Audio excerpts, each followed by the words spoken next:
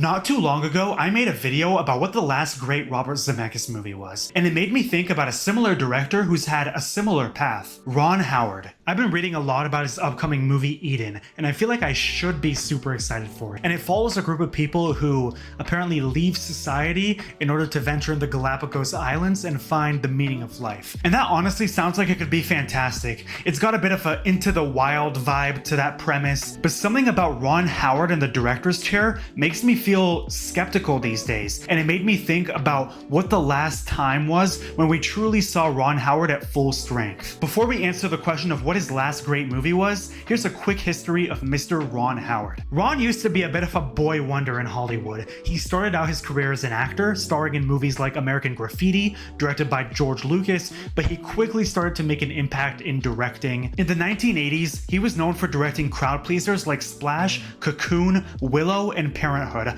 all of which were considered hits. I mean, ask anyone's mom and they probably adore Splash. And I think Cocoon is also this great low-concept sci-fi movie with a really creative premise. And he did have a few duds with critics early in his career, like Far and Away in 1992, but that still managed to be a hit at the box office. And that seemed to be a trend with Ron Howard, is that he was reliable with making these big blockbusters for studios. A big moment for Ron Howard came in 1993 with Apollo 13. It still is a beloved movie today, with a great ensemble cast including Tom Hanks, Gary Sinise, and Ed Harris, and the movie was nominated for multiple Oscars. So for the rest of his career, Ron Howard's been trying to balance that fine line between, big awards hits and crowd pleasers. How The Grinch Stole Christmas came out in 2000, and though it was a huge hit at the box office, critics were not as big on it as audiences. And then in 2001 comes the movie that's basically the polar opposite of How The Grinch Stole Christmas, and that is A Beautiful Mind. A Beautiful Mind tells the inspiring story of brilliant mathematician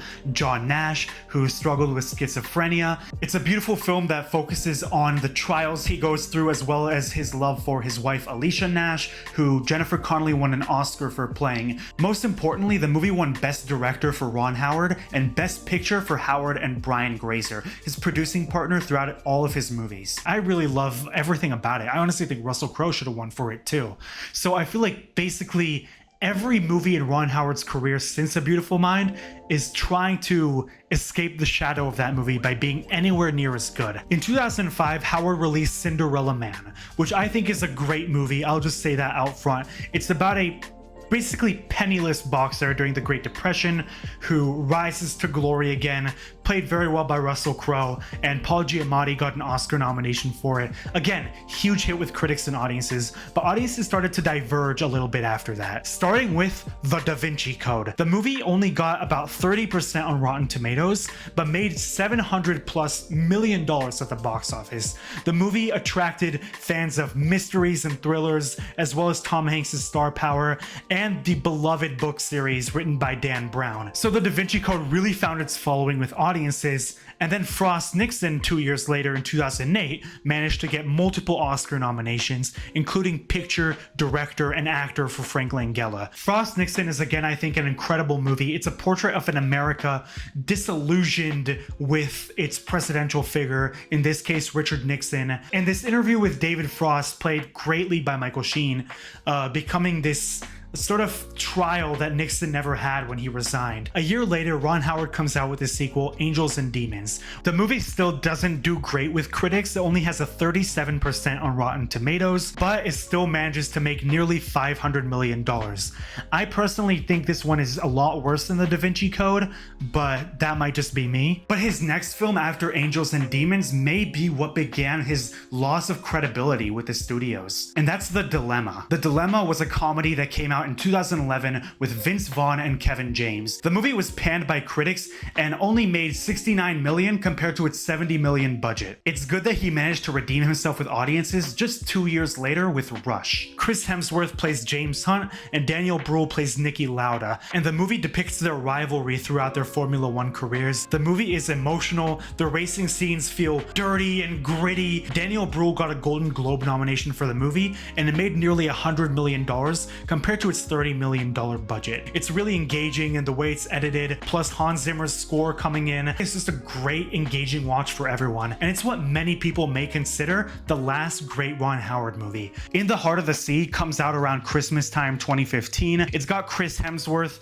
as well as Tom Holland, Cillian Murphy, and Ben Whishaw, and it's said to have been based on the true story that inspired Herman Melville to write Moby Dick. I remember the trailers for this movie looked amazing, and then I just didn't end up watching it in theaters because Star Wars The Force Awakens came out around that time and stole the entire target audience of In the Heart of the Sea. But I saw it recently, and the action, the story, the emotion, none of it is really engaging, even though Howard truly designed this movie for a big visual theater experience, which I can respect. Critics only gave it 42% on Rotten Tomatoes, and it bombed at the box office, making only $94 million compared to its $100 million budget. And then we come to Inferno, the movie I've been dreading talking about this entire video. Like, wow, it's so bad. Inferno is the third movie in the Robert Langdon trilogy that began with the Da Vinci Code and continued with Angels and Demons. And thank God that it is the final movie in this franchise, because wow, way to kill a franchise. Everything about Inferno sucks. The dialogue, the character motivations, the antagonists, the plot twists, even Tom Hanks' performance is somehow terrible. He feels like he's just completely bored being there and no longer wants to play Robert Langdon. This is probably what I'd consider to be the worst ever Ron Howard movie. I didn't even watch it in theaters, but the moment I started it, I knew something was off. The movie was panned by critics, getting only 23% on Rotten Tomatoes. It made $200 million, but that's only half of what Angels and Demons made at the box office. Thus, Howard's reliability with the only big franchise that he's directed multiple installments of comes to an end. Speaking of franchises, the next movie Howard directed was part of arguably the most celebrated movie franchise of all time, and that's Solo, a Star Wars story. But it's not a Ron Howard movie in the traditional sense. You see, Phil Lord and Christopher Miller actually started shooting the movie in January 2017, but they were fired after months of shooting. By then, allegedly 3/4 of shooting had already finished, but what I've heard is that Lucasfilm didn't like how much they were utilizing improv instead of sticking to the script.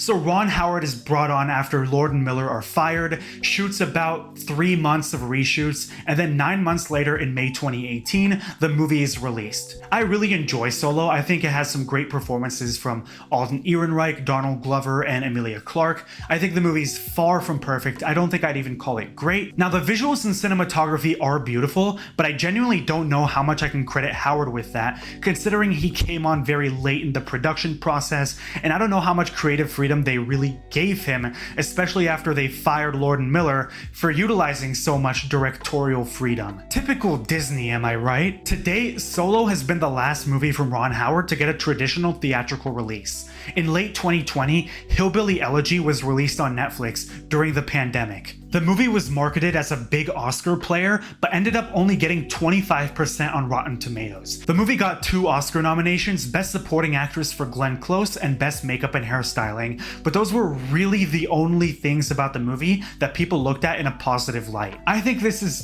too much of a melodramatic sort of movie that hits a lot of cliche notes about a guy rising from difficult childhood circumstances. I just think it's been done in so many better films before, and it's the main film that has me worried about this new Eden movie. But his next movie, 13 Lives, is one that got a lot more praise when it came out on Amazon in mid-2022. And this is where we get to what I believe is the last great Ron Howard movie. That's right, I think Ron Howard's last great movie is his last movie. And maybe that's just because I'm making this video in 2024 and his next couple movies are about to suck, but genuinely I think 13 Lives is a really great watch. 13 Lives is based on the 2018 Thailand cave rescue of 12 soccer players and their coach, and it's really thrilling too, the way you sort of feel like you're in these small caves with these people trying to rescue these kids. Viggo Mortensen and Joel Edgerton and Colin Farrell lead the great cast of this film. Even though it's 2.5 hours,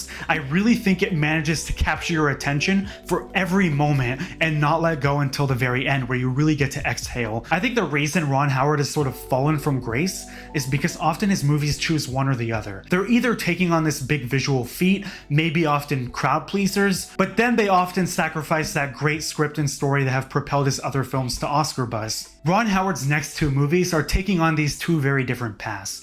One is this movie Eden, that's a survival thriller aimed for adults, and maybe he's even trying to go for some Oscars. And the other is The Shrinking of Treehorn, an ambitious sort of animated movie for Netflix. I think with Eden, it'll really depend on the script, because the concept sounds great, the actors sound great.